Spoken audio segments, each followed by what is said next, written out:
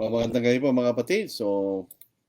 Andito lang po tayo sa ating oras ng ating pag-aaral po sa salita ng Diyos.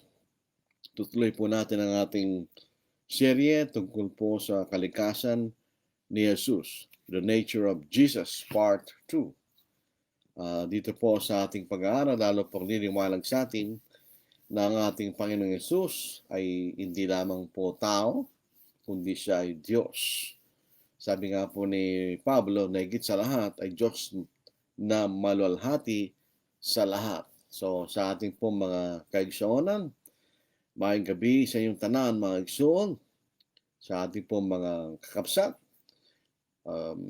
naibag nga rabi kada kayo amin kakabsat sa ating mga kapatid sa Pangasinan at mga kaibigan, masanto siya labi at si kayon amin. Dito po sa ating mga kapatid sa Bicol Region, Diyos marahay na banggi sa Indugabus. At dyan sa Karamawaidan, mayad nga gabi. At dito po sa amin, may pabing kay Kongan. At kung kayo po taga Malaysia, Indonesia, salamat malim.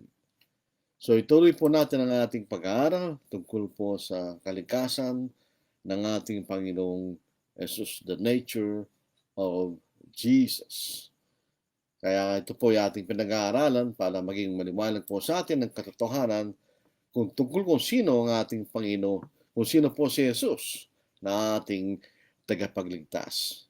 Sabi nga po natin sa nakarang pag-aaral po natin, may nagsasabi na siya ay tao lamang, may nagsasabi na siya ay Diyos na mas mababa sa Ama at siya nilalang ng Ama. At may nagsasabi siya po ay isang manifestasyon ng pagka-Diyos, na kung minsan ang Diyos ay nagpapakita bilang ang Ama, ang Anak, at ang Espiritu Santo. Pero dito po sa number 1 na ating evidence na ating ilalahad, katibayan na ating ilalahad, the first of the evidence that we will present to prove that Jesus is God. Number 1, Jesus is called God in the New Testament and even in the Old Testament. Sinasabi na si Jesus ay Diyos, tinatawag na Diyos. Jesus is called God. First, He was called God by the Father Himself. Siya'y tinawag na Diyos ng Ama mismo. At ito po ay, tandaan po natin, kahit lahat ng tao sinungaling, pero ang Diyos ay hindi maaaring magkapagsisinungaling. So itong pinakamatibay na katibayan na si Jesus ay Diyos. Basahin po natin. Dito po sa Hebreo, sa unang kabanata, 5:9 sa ating wikang Tagalog o Filipino. Sapagkat kanino sa manghel sinabi ng Diyos kailanman, ikaw ay aking anak, ako ngayon ay naging iyong ama. At muli, ako'y magiging kanyang ama at siya'y magiging aking anak. Ito po ay mga quotations from the Old Testament. At muli, ng kanyang dinadala ang panganay sa daigdig ay sinasabi niya, sambahin siya ng lahat na mga anghel ng Diyos. Tungkol sa mga anghel ay sinasabi niya, ginagawa niya mga hangin na mga anghel at ang kanyang mga lingkod ay nigas ng apoy.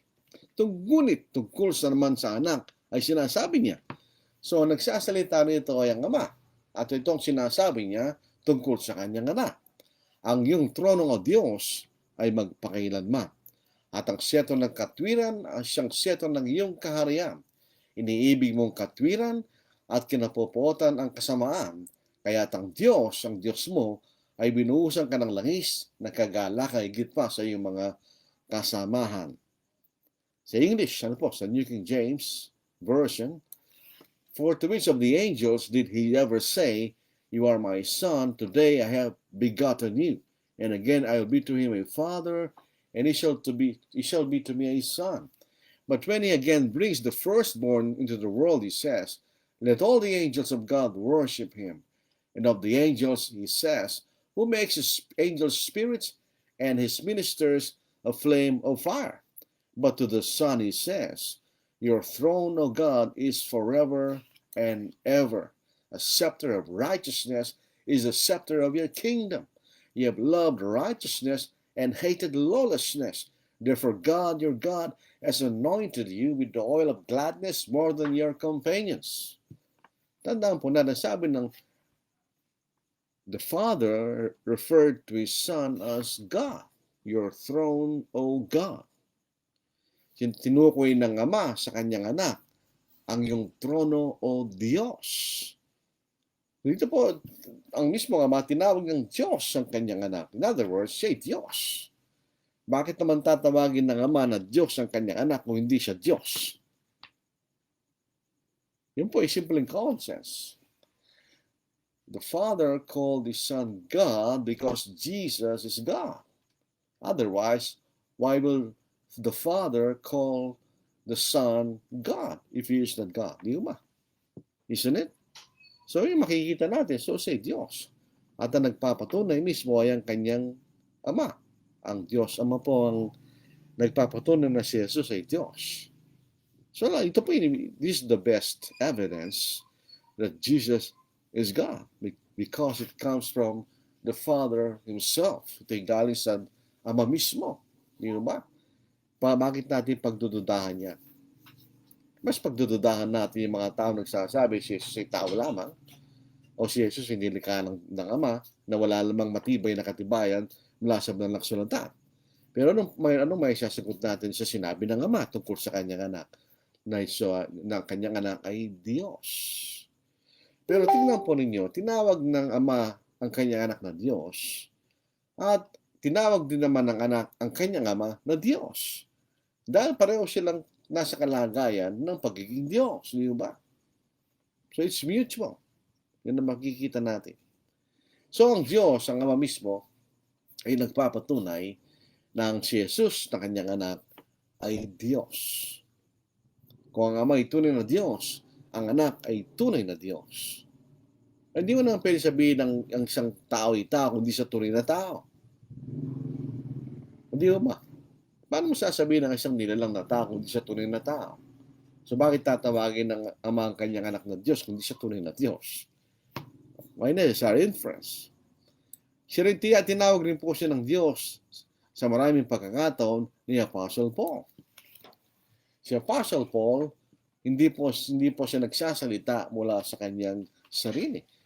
He talked by inspiration from the Holy Spirit. Siya nagsasalita na inudyukan ng Espiritu Santo. So, ibig sabihin, ang mga bagay na sinasabi niya ay pawang katotohanan. What Paul revealed is truth. Makikita natin. So, Romans chapter 9 verse 5 sa New King James Version, of whom are the fathers, and from whom, according to the flesh, Christ came, who is over all, the eternally blessed God. Amen. Who is over all, the eternally blessed God. Amen. Sa Tagalog, sa kailang mga patriarka o mga magulang, at sa kailang nagmula ang Kristo ayon sa laman, na siyang nangingibabaw sa lahat, Diyos na maluwalhati magpakailanman. Amen. So ang talatang ito ay nagpapatunay ng kanilang kalikasan. Siya'y naging tao galing sa lahi ng Israel, pero higit sa lahat, sa Diyos na malalahati magpakailanman. So, eternally blessed God. If He is the eternally blessed God, eternally, then He was not a created God. Di ba? Ayon sa sinasabi ng mga Jehovah's Witnesses. At hindi rin siya tao lamang. Because He is the eternally blessed God. Amen. Ito rin po sa Titus chapter 2 verse 13.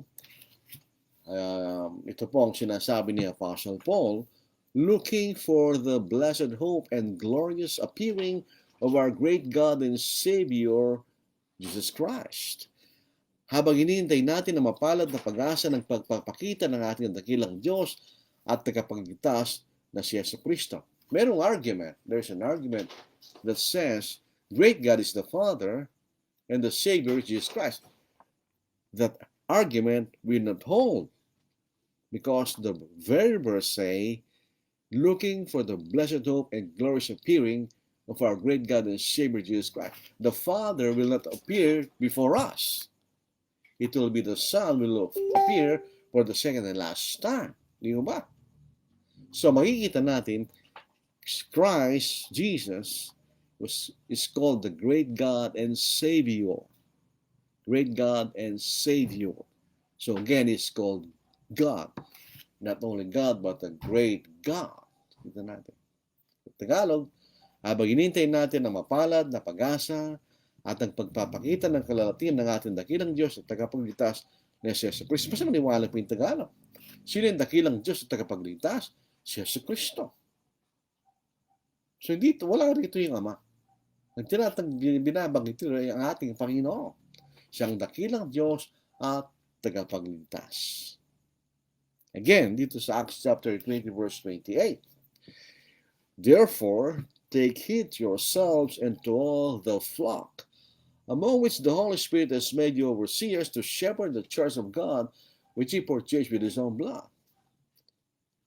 Ingatan niyo ang inyong sarili at ang buong kawan na kung saan ginawa ka ng Espiritu Santo ng mga obispo pang pakain yung iglesia ng Diyos na kanyang pinili ng kanyang sariling dugo. Now, the God purchased the church with His own blood. Who is that God? It was not the Father, because the Father did not die and purchase the church with His blood. It is not the Holy Spirit, but it is Jesus who shed His blood to purchase the church. So the God mentioned in Acts chapter 20 verse 38 is not the Father, it's not the Holy Spirit, but it's Jesus Christ who purchased the church with His own blood. So tatlong talata ito. Three verses in which the Apostle Paul called Jesus Christ God. Sa Old Testament, ito po sa Old Testament, hindi lamang po sa New Testament, pati sa Old Testament, it is prophesied. This is a prophecy regarding Jesus. Dito po sa Isaiah chapter 9 verse 6. Dito meron kayong tanong. Maaaring tanongin nyo ito, sasagutin po natin. For unto us a child is born, unto us a son is given, and the government will be upon his shoulder, and his name will be called Wonderful Counselor, Mighty God, Everlasting Father, Prince of Peace. Ito tinatanong, ba't tinawag siyang Everlasting Father? Tandaan po natin, this is the Old Testament. In the Old Testament, we never read of God the Father. We never read of God the Son. We never read of God the Holy Spirit. Wala tayong mababasa gano'n. Those differentiation are not yet in the Old Testament. Hindi mababasa natin sa New Testament. So, Everlasting Father because He is our Creator. Di ba? Siya naman lang sa atin. So, He is our Father. In that sense. Together with the Father and with the Holy Spirit. The verse 6, sapagkat sa atin ay pinanganak ang isang bata, sa atin ay binigay ang isang anak na lalaki, at ang pamamahala ay maatang sa kanyang balikat, ang kanyang pangalan tatawagin kamanghamangang tagapagpayo, makapangyarihang Diyos, walang hanggang Ama, Prinsipe ng kapayapaan. So Isaiah prophesied regarding Jesus, and he called Jesus Mighty God. Mighty God. So Isaiah the prophet prophesied regarding Jesus, and he called Him Mighty God. Dito po isang propesya tungkol sa ating Panginoon, at tinukoy ni Propeta Isaias ang ating Panginoon bilang makapangyarihang Diyos. Mighty God. So, anong sasabihin natin doon? Si Jesus hindi Diyos. Samantalang sinabi ng Propeta Isaias that He is the mighty God. He is mighty God. So He is God. Prophet Isaiah was inspired by the Holy Spirit. Lahat ng propeta, all the prophets of God were inspired by the Holy Spirit. So this, we read in 2 Peter chapter 1. Ang ating babasahin. Babasahin na sa 2 Peter chapter 1. Ito ang ating mababasa. So verse 20 and verse 21. Knowing this first, that no prophecy of Scripture is of any private interpretation. For prophecy never came by the will of man, but holy men of God spoke as they were moved by the Holy Spirit. The prophets, the apostles were moved by the Holy Spirit. Sa kanilang pagsasalita, sila inadyokan ng Espiritu Santo. Ang mga salitang kailang binigkas ay salita ng Espiritu Santo. So, Prophet Isaiah was revealing a prophecy regarding Jesus, and it is the truth. So, makikita na si God the Father called His Son God. Apostle Paul revealed Jesus as God, and also Prophet Isaiah. Ika-apat, si Apostle John. Si Apostle John. In the beginning was the Word, and the Word was with God, and the Word was God. The Word was not a literal word, because that Word was in the nature of God, and He was with God. He was in the beginning with God. All things were made through Him, and without Him nothing was made that was made. Sino yun? Verse 14. And the Word became flesh and dwelt among us, and we beheld His glory, the glory as of the only begotten of the Father, full of grace and truth. So, Apostle John, inspired by the Holy Spirit, said, in the beginning was the Word, and the Word was with God, and the Word was God. This is not a literal word with God. This word is a figure for Jesus. And He was God. Sinasabi dito sa talatang ito. Sa Tagalog, asimula ang salita. Ito po ay ang Biblia 2001. Sa simula ang salita at ang salita ay kasama ng Diyos at ang salita ay Diyos. Hindi sinabi ang salita ay ang Diyos. Siya ay Diyos. In other words, He is in the nature of being God. Siya nasa kalagayan ng pagiging Diyos. Sa simula ay kasama na siya ng Diyos. Lahat ng mga bagay ginawa sa pamamagitan niya, at kung wala siya, ay hindi nagawa ang anumang bagay na ginawa. At naging taong salita at tumang kasama natin, at nakita namin ang kanyang kalalatihan gaya ng sa tayong anak ng Ama, puspos ng biyaya at katotohanan. That is another witness, Apostle John. Apostle John, when he wrote this, was inspired by the Holy Spirit. So, hindi ito nanggaling sa kanyang sariling kaisipan. Ito pinag sa kanya ng Holy Spirit. Na ang salita, nung simula, nakasama ng Diyos, ang salita ay Diyos, at ito ang ating Panginoon na nagkataong tao. So, ano masasabi natin doon? When you present a witness in the court of law, that witness should be credible witness. What is more credible than witnesses inspired by the Holy Spirit? Di ba? These witnesses were inspired by the Holy Spirit, except for the Father. Siyempre, hindi naman siya. Si Thomas, one of the apostles. Ang context po nito, nagpakita ang Panginoon pagkatapos na nabuhay na maguli sa araw ng linggo sa kanyang mga laga. Hindi siya nakita ni Thomas sa una niyang pagpapakita. Ang sabi ni Thomas, maliban na madaiti ko ang aking daliri sa kanyang tagliran, hindi ko maniniwala kanya. So, ginawa yun ng ating Panginoon. Dito sa John chapter 20. Kaya tinatawag natin kumisan itong si Apostle Thomas, the doubting Thomas. Na nagdududa siya, di ba? Hindi siya naniniwala, pero siya'y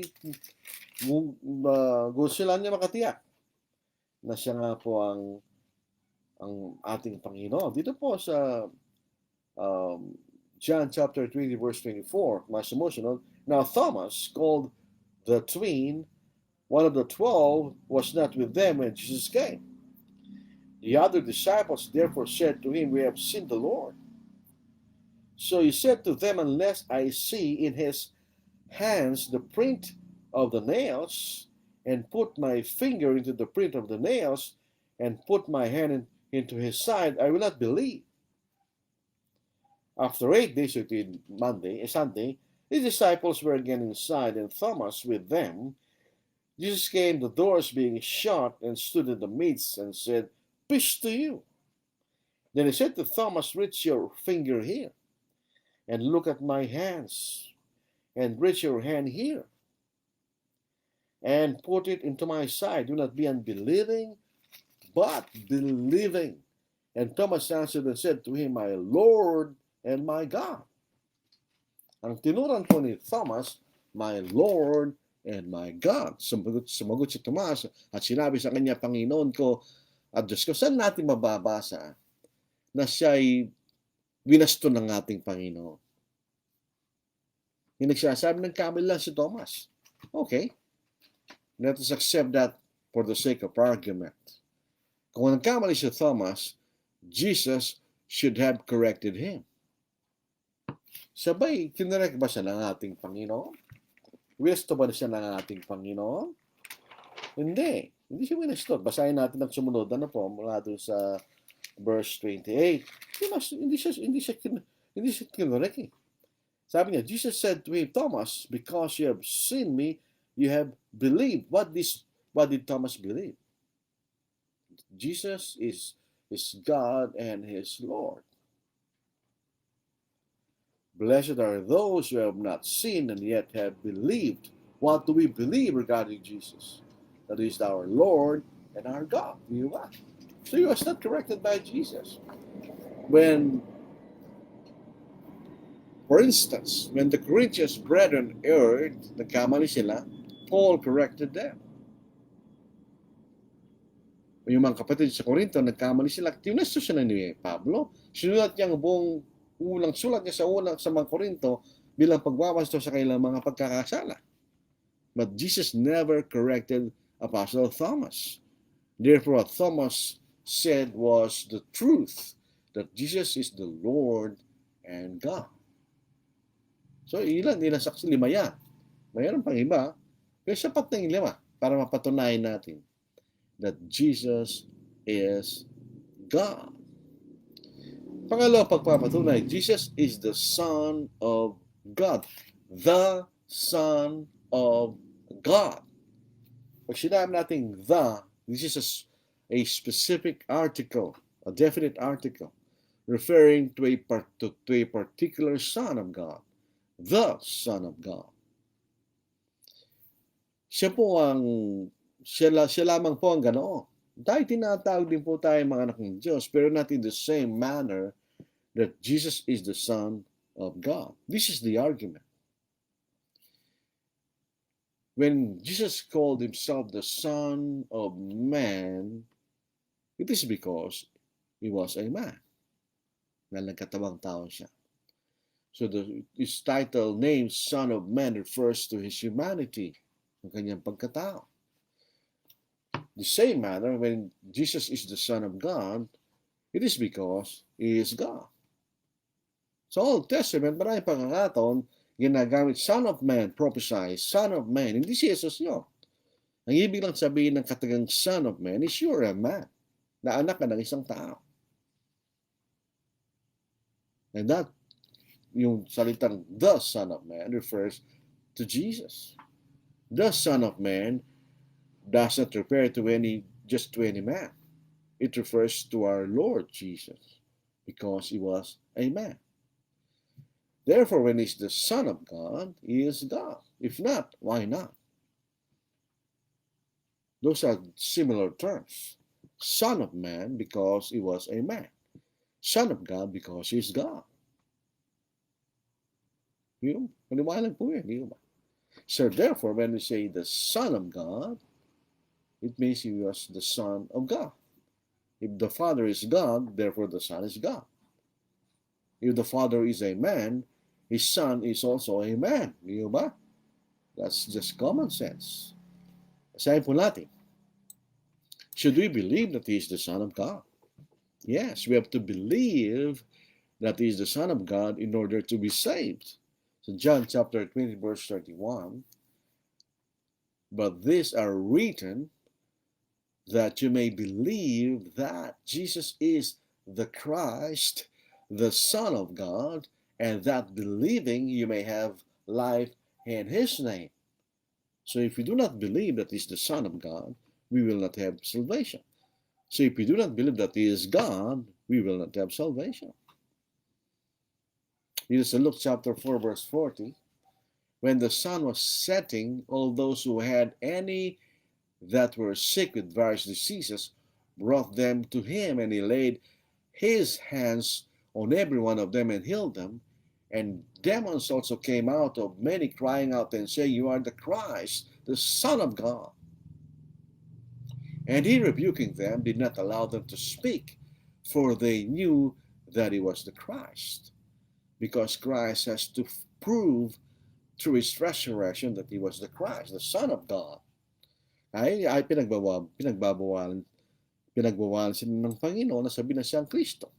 Sa Tagalog, lumabas din sa marami mga demonyo nagsisigaw, ikaw ang anak ng Diyos. Subalit, kanyang sinaway sila at hindi sila pinahintulutan magsalita sapagkat alam nilang siya ang Kristo. Ikaw ang anak ng Diyos.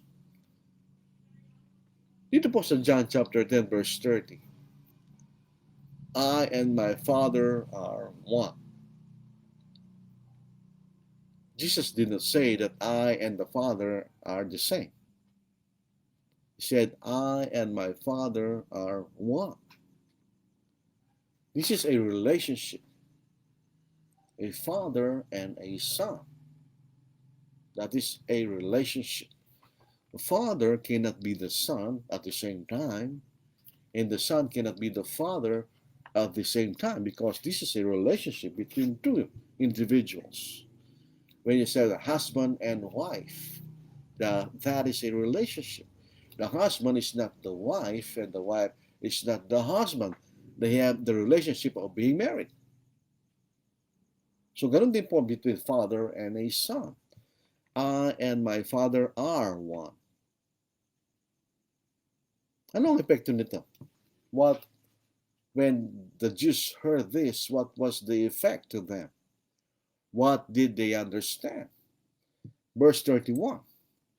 Then the Jews took up stones again to stone him. Jesus answered them, Many good works I have shown you from my Father.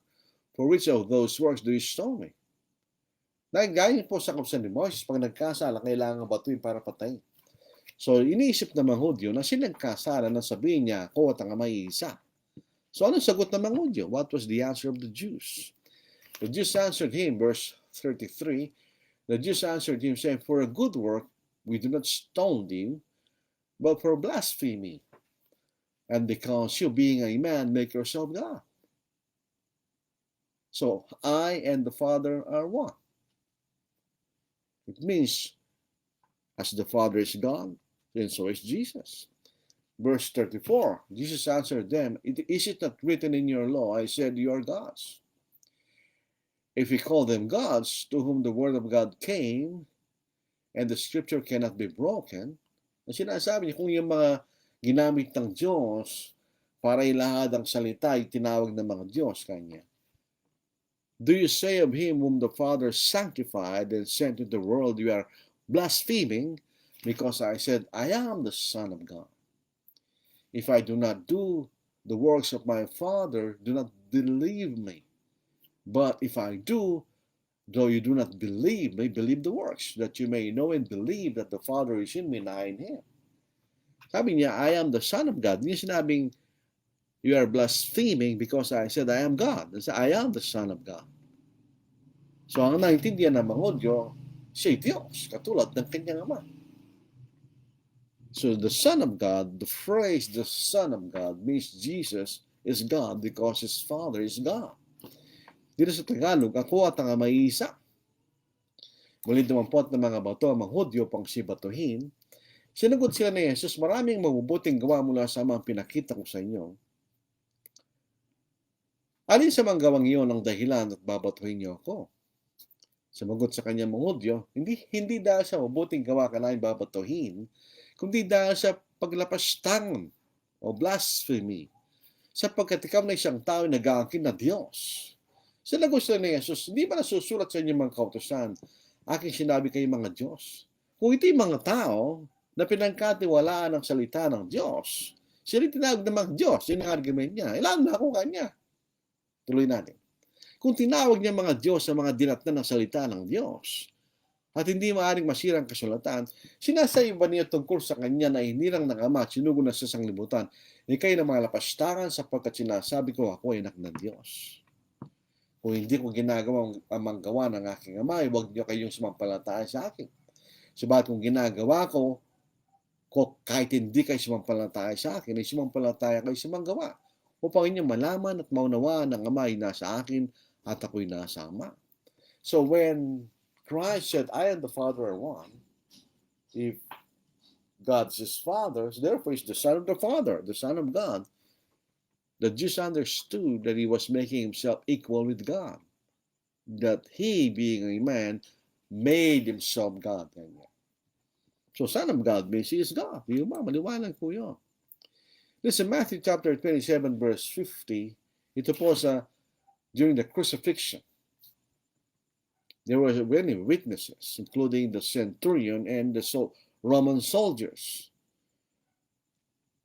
Incidentally, Cornelius was a centurion. We do not know if this centurion was Cornelius. Maybe not, maybe yes. We do not know. At muling sumigaw si Jesus, Matthew chapter 27 verses 50 to verse 54. At muling sumigaw si Jesus nang may malakas na tinig at nalagot ng kanyang hininga. At nang sandaling yun, ang tabing ng templo ay napunit sa dalawa, mula sa itaas hanggang sa ibaba, na yanig ang lupa at nabiyak ng mga bato. Nabuksan ang mga libingan at maraming katawan ng mga banal na natulog ay bumangon. At paglabas nila sa mga libingan pagkatapos ng kanyang muling pagkabuhay, ay pumasok sila sa banal na lungsod at nagpakita ng marami.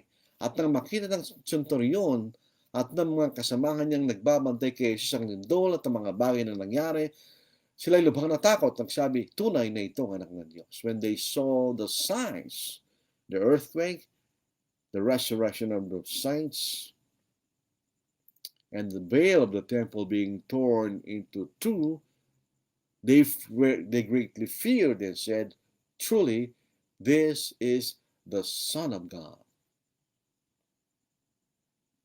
Nakita nila hindi siya tao. Hindi siya ordinaryong tao. He is the Son of God. He is the Son of God. He is God. Yun ang makikita po natin. The Son of God means his Father is God and therefore he is God. Yun ang makikita natin. At isa pang matibay na katibayan, ang mga pangalan ng Diyos ay ginamit kay Jesus. The names of God applied to Jesus. Ang number one po nito yung Jehovah, YHWH. Doon po sa American Standard Version, YHWH is translated Jehovah. Whether correct or otherwise, it is a correction of YHWH, the tetragrammaton, or the four letters, YHWH. The ancient Jews did not write with vowels. They wrote with consonants. And when they pronounced it, you will know the vowels. But because of the fear of sinning God, when he said, thou shalt not use my name in vain, meaning YHWH, they did not mention YHWH. When they refer to God, they use Adonai, means Lord. So, time came, they did not know the pronunciation of YHWH. So, translation will be very difficult. Kaya makita natin, the New King James, the King James Version, another translation, they use L-O-R-D in the uppercase. All letters are capital. That means it refers to the YHWH. So we will use the American Standard Version just to differentiate and to make this word distinct. They translated it as Jehovah. Dito po sa ASB, ano po, Jeremiah chapter 23 verses 5 to 6. Behold, the days are coming, says Jehovah. Behold, the days come, saith Jehovah, that I will raise unto David a righteous branch. So ito yung magagaling kay David. And he shall reign as king and deal wisely, and shall execute justice and righteousness in the land. In his days Judah shall be saved, and Israel shall dwell safely, and this is his name whereby he shall be called Jehovah our righteousness. Jehovah our righteousness. Sino ito? Who is this Jehovah our righteousness? He's from David. He's an offspring of David. And he is a king. King of righteousness. Pasigyan po natin, this is fulfilled in Christ. Number one, Jesus is king. Dito kinabalik tayo sa Jeremiah 23 verse 5. Ano po? He shall reign as king. 1 Timothy chapter 6 verse 14 to 15, that you keep this commandment without spot, blameless, until our Lord Jesus Christ appearing, which he will manifest in his own time, he who is the blessed and only potentate, the King of kings and Lord of lords. So tinawag si Jesus na hari ng mga hari, Panginoon ng mga Panginoon. At naingatan mang walang dungis at walang kapintasan ng utos hanggang sa pagpapakita ng ating Panginoon sa Kristo, na kanyang ipapahayag sa takdang panahon, siya na mapalad, at tayo makapangyarihan ang hari ng mga hari, Panginoon ng mga Panginoon. So, he is king, and he is from David. Jesus is an offspring of David. Ito po sa Matthew chapter 1 verse 1, ito ang ating mababasa. The book of the genealogy, o ito ang aklat ng lahi ni Jesus. The book of the genealogy of Jesus Christ, the son of David, the son of Abraham. So ang ating Panginoon po ay galing kay David. Sa po'y lahi ni David, lahi din po siya ni Abraham. Sito sa Revelation 22 verse 16. Ito po, siya nagsasalita bilang Diyos. Hindi siya nagsasalita bilang tao. I, Jesus, have sent my angel to testify to you these things in the churches. I am the root and the offspring of David, the bright and morning star. Dito po mayroon ng pagkakaiba dahil siya po ang ugat ni David. So si Jesus ang lumalang kay David. But at the same time, siya galing kay David. Dahil siya po ay sa pagkatao, siya lahi ni David. So he was the branch of David, the bright and morning star. Sa Tagalog, akong si Jesus ay nagsugo ng aking anghel upang magpatotoo ng mga bagay na ito. Sa mga iglesia, ako ang ugat at supling ni David, ang manining na tala sa umaga. Incidentally, yun ang Lucifer. Yun ang ibig sabihin ng Lucifer doon sa Isaiah chapter 14. The morning star. Si Jesus ay nagsugo ng aking anghel upang sa inyo'y magpatotoo ng mga bagay na ito sa mga iglesia. Ako ang ugat at supling ni David, ang manining na tala sa umaga. So maliwanag na yung Jeremiah chapter 25 verse 5 to 6 was fulfilled in Christ, Jesus. So Jesus is Jehovah, Jehovah of righteousness. Jehovah Tzidkenu sa Hebreo. YHWH Tzidkenu. Yung po makikita nating salita. Jehovah of righteousness. So hindi maliwanag po yan. Jesus is called Jehovah of righteousness. Makita natin.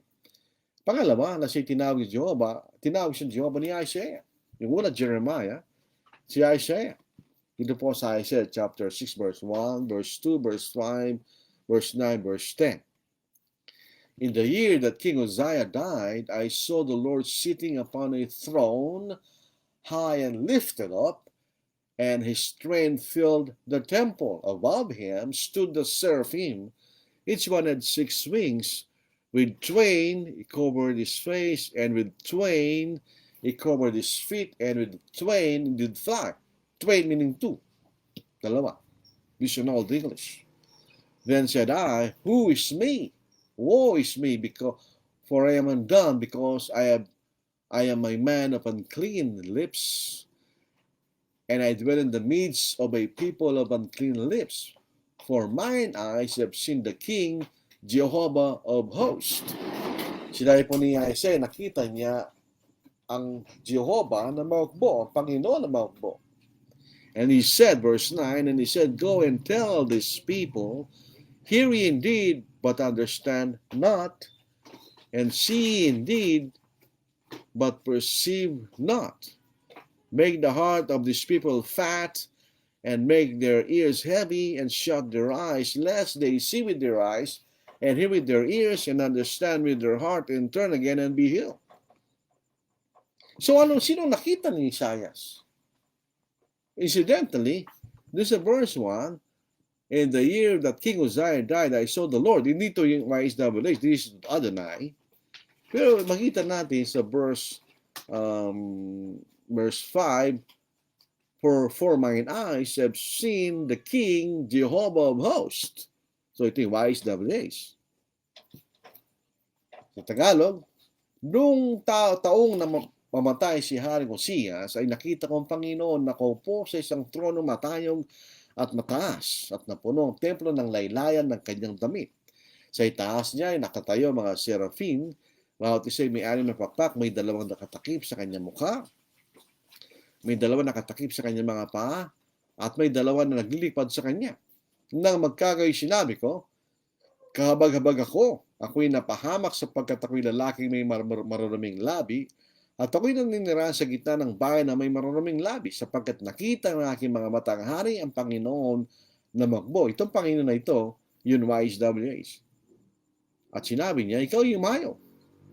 Sabihin mo sa bayan ito, patuloy kayo makinig, ngunit huwag niyong unawain, patuloy niyong tingnan, ngunit huwag niyong alamin, patabayin mo ang puso ng batbayang ito, at yung pabanggitin ng kailang mapandinig, at yung ipikit ng kailang mga mata, baka sila makita ng kailang mga mata at makarinig ng kailang mga tenga at makaunawa ng kailang puso at magbalik loob ang isang galing. Siya sabi niya, ang nakita niya ay ang Panginoon at Jehovah of hosts. Sa John, sinabi ni Apostle John na nakita ni Isaias ang kalalatihan ni Jesus. At kinote niya yung mga talatang yun. Sa John chapter 12, verse 36 to verse 41. Now while ye have the light, believe on the light, that ye may become the sons of light. Ito po sa American Standard Version. These things spake Jesus, and he departed and hid himself from them. But though he had done so many signs before them, yet they believed not on him, that the word of Isaiah the prophet might be fulfilled, which he spake, Lord, we believe our report. And to whom has the arm of the Lord been revealed? For this cause they could not believe, for that Isaiah said again, he has blinded their eyes, and he hardened their heart, lest they should see with their eyes, and perceive with their heart, and should turn, and I should heal them. This thing said Isaiah, because he saw his glory, and spake of him. Sino yun? Si Jesus. Verse 42, nevertheless, even of the rulers, many believed in him, but because of the Pharisees, they did not confess it, lest they should be put out of the synagogue. Sino yung nakita ni Isaiah? Jesus. Nakita niya ang kalalatihan ni Jesus. Maliwanag po yan. Hindi natin maitatatwa yan. Di ba? John quoted Isaiah chapter 6 and said, this referred to the glory of Jesus. Verse 41, this thing said Isaiah, because he saw his glory and he spake of him. Was speaking of Jesus, Jehovah of hosts. Yung maliwanag, makita, maliwanag po yung mga kapatid. So he's Jehovah. It's called Jehovah. He's called the first and the last. Tandaan po natin, the phrase or the title, the first and the last, always refer to God. He's the first because the beginning of all things, and he's the last because he's the end of all things. Meaning he's eternal. So in Isaiah chapter 44, verse 6, thus says the Lord, the King of Israel, and his Redeemer, the Lord of hosts. This is Jehovah. I am the first and I am the last. Besides me, there is no God. The only God is the first and the last. If Jesus was created by the Father, He is not the first, but He is the second. He is the second.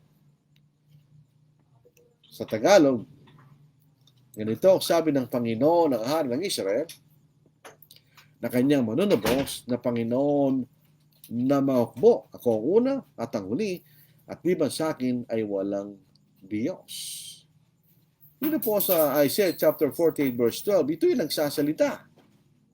Sa Isaiah 48 verse 12, listen to me, Jacob, and Israel my called, I am he, I am the first, I am also the last. Indeed, my hand has laid the foundation of the earth, and my right hand has stretched out the heavens. When I call to them, they stand up together. Makinig ka sa akin o ako, ba't Israel na tinawag ko? Ako nga, ako ang una, ako rin ang huli.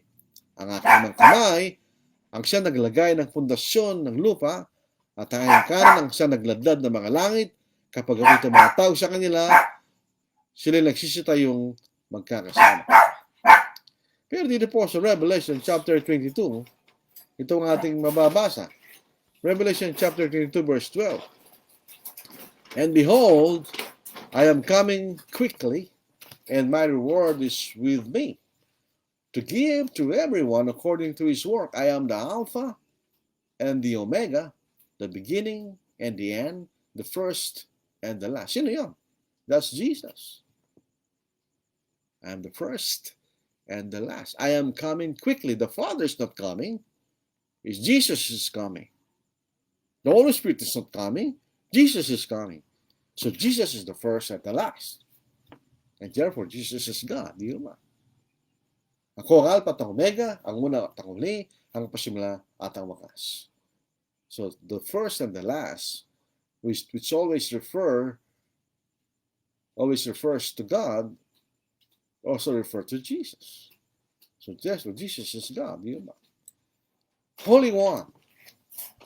The terms Holy One refer to God. Ezekiel chapter 39 verse 7. And my holy name will I make known in the midst of my people Israel. Neither will I suffer my holy name to be profaned anymore. And the nations shall know that I am Jehovah, the Holy One in Israel. Jehovah is the Holy One. At ang aking banal na pangalan ay pakikilala ko sa gitna ng aking bayang Israel. Hindi ko pa hintulutang lapastahanin pa ang aking banal na pangalan at malalaman ng mabansa na ako ang Panginoon, ang banal sa Israel. So, Jehovah is the Holy One of Israel. But Jesus is called the Holy One. Luke chapter 4 verse 32. And they were astonished at his teaching, for his word was with authority. Now in the synagogue, there was a man who had the spirit of an unclean demon, and he cried out with a loud voice, saying, Let us alone. What have we to do with you, Jesus of Nazareth? Did you come to destroy us? I know who you are, the Holy One of God. Jesus was called the Holy One. So maliwanag po yan. He is the Holy One. Acts chapter 3 verse 14. But you denied the Holy One and the just and asked for a murderer to be granted to you. Ngunit inyong tinakwil ang banal at ang matwid at inyong hinihingi pagkalob sa inyo ang isang mamamatayang tao. Jesus is called the Holy One. And Jehovah is the only Holy One. So, Jesus is God because He is the Holy One. Jehovah is called the Rock. Psalm 95 verse 10, How come, let us sing unto Jehovah. American Standard Version, let us make a joyful noise to the rock of our salvation. Jehovah is the rock of our salvation. Halikayo tayo umawit sa Panginoon, tayo sumigaw na may kagalakan sa malaking bato ng ating kaligtasan. Psalm 18 verse 2, The rock, the Lord is my rock, and my fortress, and my deliverer, my God, my strength, in whom I will trust, my shield and the horn of my salvation, my stronghold. Jehovah is the rock. 1 Corinthians chapter 10 verse 4, and all drank the same spiritual drink, for they drank out of that spiritual rock that followed them, and the rock was Christ. Jesus was the rock. if Jehovah is the rock, and Jesus called rock, therefore Jesus is Jehovah, di ba? He is the Savior, but God is the Savior. There is no other Savior but God. So Isaiah chapter 43 verse 1, I, even I, am Jehovah. And besides me, there is no Savior. Besides Jehovah, there is no Savior. Titus chapter 2 verse 3, for this is good. 1 Timothy chapter 2 verse 3, for this is good and acceptable in the sight of God our Savior. Jehovah, God is the only Savior. So, tingnan po natin ang Titus chapter 2 verse 13. Napakaraming New Testament passages calling Christ as our Savior. Kaya isa na lang, tama na. Looking for the blessed hope and glorious appearing of our great God and Savior, Jesus Christ. Christ is Savior. Jehovah is the only Savior. And Jesus Christ is called our Savior. Savior refers to God. Jesus is Savior. Therefore, He is God. So, tama ang Titus chapter 2 verse 13. Looking for the blessed hope and glorious appearing of our great God and Savior, Jesus Christ. He is God because God is the only Savior. There is no other Savior besides God. Isaiah 43 verse 1 is very clear. Di ba? And do not argue that that's the Father. Where do you read the Father in that verse? Jehovah's Witnesses use this to prove that God is Jehovah, or the Father is Jehovah. But there is a verse that doesn't say, I, the Father, am Jehovah. Wala siyang sinasabing ganun eh. Ang sinasabi na niya, even I am Jehovah. And besides me, there is no Savior. He didn't say, I am the Father, Son, and the Holy Spirit. He just said, Jehovah, our Savior. There is no Savior besides Jehovah. And yet Christ is called the Savior. So therefore, that will prove that Christ is the Savior. Creator. God is the only Creator. There is no other Creator but God. Isaiah chapter 40 verse 28. Ating babasahin, mga kapatid. Have you not known? Have you not heard? The everlasting God, the Lord, the Creator of the ends of the earth, neither faints nor is weary. His understanding is unsearchable. Who is the Creator? The everlasting God. Ngayon, punta tayo sa Colossians 1:15. That is Colossians 1:15. He is the image of the invisible God, the firstborn over all creation, for by Him all things were created that are in heaven and that are on earth, visible and invisible, whether thrones or dominions or principalities or powers, all things were created through Him and for Him, and for all things and in Him all things consist. God is the Creator. Jesus is the Creator. That proves God, Jesus is God. So wala po tayong oras. Ang ating susunod na, sa ating pasusunod na pag-aaral tungkol sa kalikasan ni Jesus, patunayan natin, Jesus is the image of God. He has the same character as God. Si Jesus has power over nature. Jesus is equal with God. Jesus has the fullness of the Godhead. And Jesus is called God with us. He received worship and He has the power to forgive sins. Yan po ang ating titignan sa ating susunod na pag-aaral. Ay wala na po tayong oras, mga kapatid. Nakakantok naman kung magdadalang oras po tayo. So sana po ito naging maliwanag po sa inyo na nakikinig at nanonood po sa ating pag-aaral po sa gabing ito. So tingnan po natin na mga bumati, mag-comment. Ojan Ocampo, good evening po. Randy Kalilong Senis, may pabay kapatid at kikuan, ang ibig sabihin niyan, magandang gabi mga kapatid at sa lahat. Ronald Romero, magandang gabi po. John Bautista na ibang Arabi, good evening, sabi niya. Arno Basilo, magandang gabi po sa lahat. Jojo Ocampo, greetings to all. Medic Ocampo, Medic Canono, magandang gabi sa ating lahat. Roberto Marasigan, magandang gabi po Brad sa mga tagapakinig. Rafael Ortiz, good evening po sa ating lahat. Blesida Lintag Sanchez, good evening po watching from Bulacan. Proverbs Kapili, pinagpalang gabi ng pakikinig po. Leonito Toraliza, na ibang garabi, kada kayo amin, kakapsat, super girls, manlan, manalo. Ano mo, tatlong prayer lang, Consuelo, Castellon, watching and from Sarangani Province. Si Bernardo Camueda, sabi niya, may tanong sa nung nakaraang pag-aaral po natin, tinatawag ba si Jesus na Jehovah?